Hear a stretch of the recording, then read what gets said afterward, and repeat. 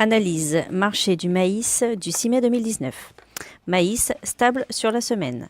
Le maïs a faiblement progressé la semaine précédente sur Euronext. Qui plus est, son voisin le blé n'a pas aidé à soutenir les cours de la céréale. Il y a une forte similitude avec le blé car le maïs a perdu 18,75 € de la tonne depuis le 24 janvier dernier.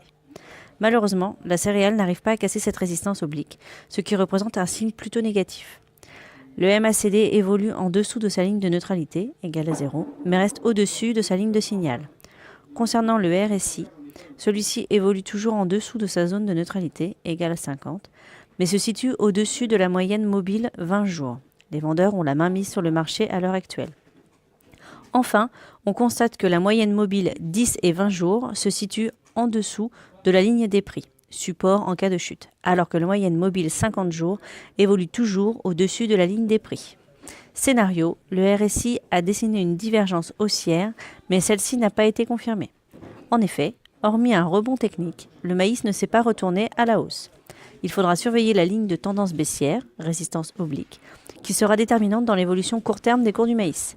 Le maïs risque de tester la ligne de tendance baissière cette semaine avant de repartir à la baisse, avec pour premier support 163,75 € de la tonne.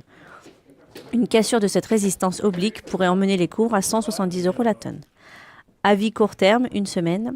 Test de la ligne de tendance baissière avant rechute des cours. Avis moyen terme, 3 à 4 semaines, baissier.